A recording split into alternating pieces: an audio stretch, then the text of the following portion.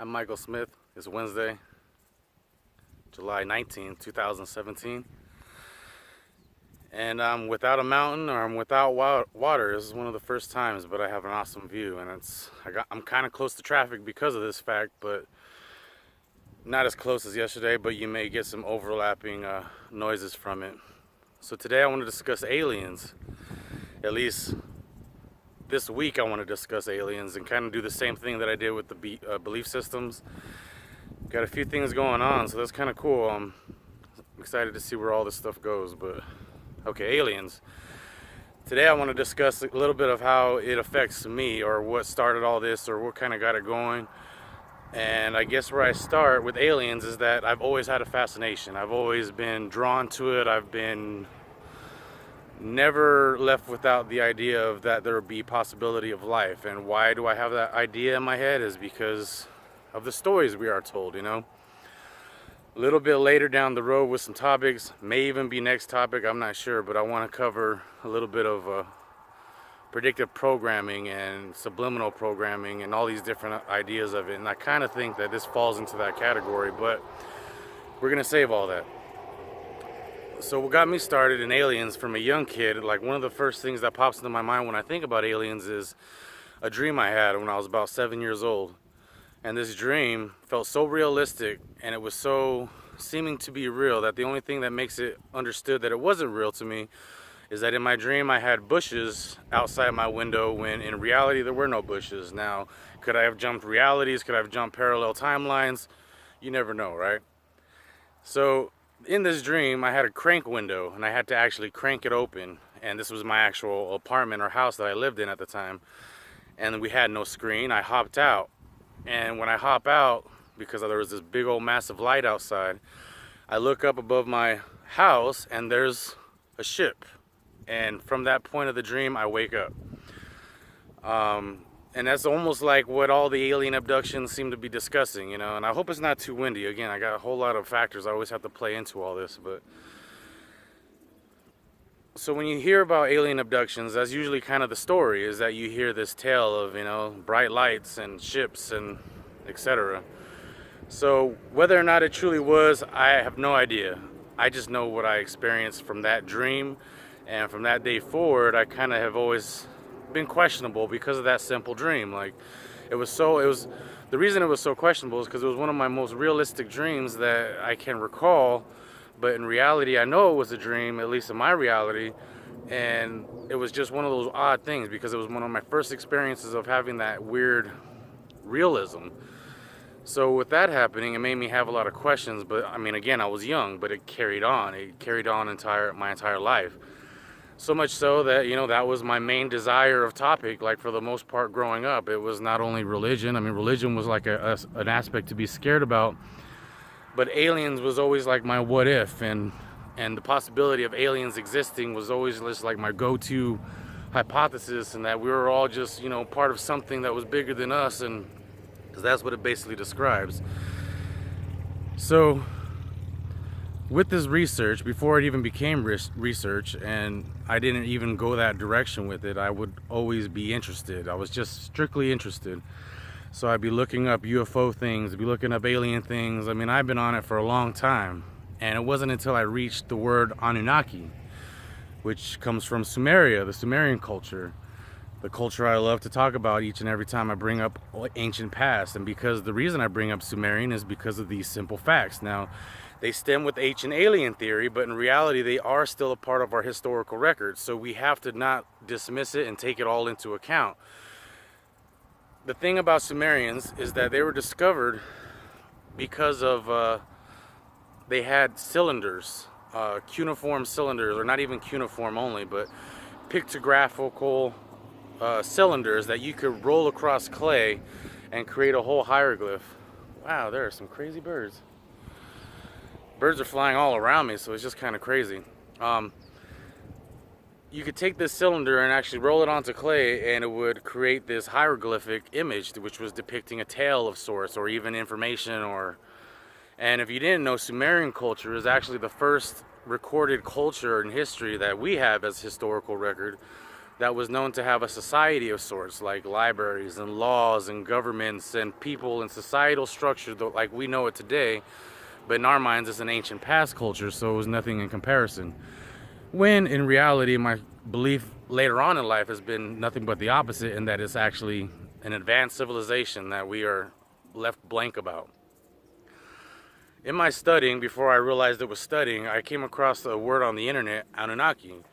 And this particular paragraph I was reading, I finished my paragraph and the word was so embedded into like, what was it? I go back and I look at it. The word Anunnaki itself means those who come from heaven. Now, if you were unaware, this is the same definition as Elohim or Elohim, which is the plural version of El, which is a Judaic word. You know, El is our representation of what we call God in the Bible, because that word El or Elohim was always the translation for God. Even in my name, Michael, is pronounced Mikael, that who is like God, because El is the God aspect. It's the way we translated it from modern English to Judaic translation, or vice versa. So with this simple word, Elohim, or Anunnaki in essence, it drove me down this path of like insane, like had to know research. Like I had to just keep on going and going and going, because the particular paragraph I was reading was discussing, you know, the Anunnaki and the potential for ancient aliens and ancient astronauts and all this concept. So I go, and upon, you know, just researching this simple word, it made me realize that I was reading so much on the internet that I had to finally just go pick up a book. My entire life I disliked reading. I didn't even want to fathom the idea of being a reader. I mean, I could always read fine, I could read well, but I could always, I never liked the idea of picking up a book. I mean, just for some reason. So it wasn't until I realized that I was on the internet so much that it made sense to pick up a book and have it with me at all times. And whenever I had a moment, I could stop and read my book. And I wasn't too much into my phone at that time. Phones weren't even that crazy back then, you know, it was back in 06, 07. So yes, they had data, but it was nothing like today. So I'm going and I read my book, Zachariah Sitchin, The 12th Planet. I finished that book. And that's one of the other concepts I want to bring in, is the fact that there's a Nibiru concept. And this is where the Anunnaki stem from. The information that they're bringing is that the fact that we have another planet out there in our universe, in our solar system, I should say. And that planet is actually caused. Now, one of the odd things I guess I want to get to about this is that the Sumerians will discuss in their mythology and their tales of the Anunnaki, which are those who came from heaven or from the sky, however you want to consider it, because it's one and the same. That's what Elohim means, is those who came from the clouds or from the sky. They discuss the fact that how our solar system was created, and their ideas, and maybe it's not even ideas, maybe it's factual, or maybe they even witnessed it. I'm not sure, and that's why it's historical record in their world. But they discuss the planet Marduk, and I think Marduk is Earth, or there was a separate planet that was referred to as Marduk, and they discuss how this planet collided with our planet, and it created our moon as well as our asteroid belt. They discuss all these possibilities to our creation as far as how we were created on this planet. Now, another concept in this idea of ancient alien theory is the fact that we used to have a different sun, and some believe that that sun was Saturn, and that's why Saturn is so revered today, because either A, it was once our sun and it was once something we revered, and we were living in a form of twilight at all times, 24/7, or B, the fact that it's our bipolar sun system. Like, it's believed that our sun is part of a bipolar system, where it actually has a separate sister sun or brother sun, however you want to consider it. And some will even speculate that Saturn is that sun. Some speculate, like in the Lightning Bolts project, I think it's called, with the Procter & Gamble son, is that he discusses the fact that of an electric universe, which I highly agree with, but then he also goes into things talking about Saturn and it being visible from our sky and the planetary alignments. And so look up the Thunderbolt project. It may be something interesting for you. It may not be, because it is more along the scientific lines, but it discusses how the universe was potentially created using electromagnetic powers versus anything like of a creation of sort. So it is very well all possible. But this one simple word, Anunnaki, is what led me down this path. So then from this path, I started into my actually reading books. I mean, it got me into my secret societies. But the other thing that comes about with when you talk about Anunnaki and the Sumerians was the Essenes. And the Essenes came about from information that was discovered in the Qumran community, which is technically Iran or Iraq, if I remember right. And they were discovered in the 40s in a cave. And these are known as the Dead Sea Scrolls, as you probably have heard of, or maybe the names come across your path somewhere.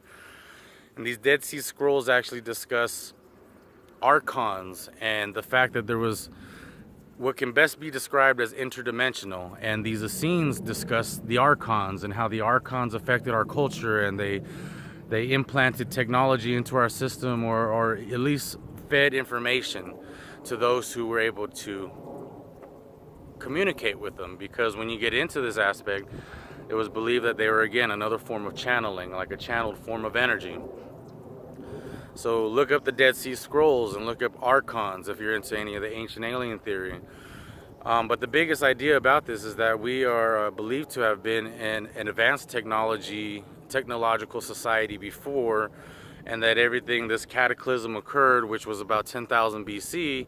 And when this cataclysm occurred, whether it be a comet, an asteroid, a meteor, a flood, or all the above, a nuclear war, because even some of the Vedic records go into possibilities of nuclear war type scenarios occurring.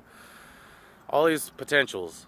And that's kind of where the ancient alien theory goes into. But then another thing is look up Nibiru.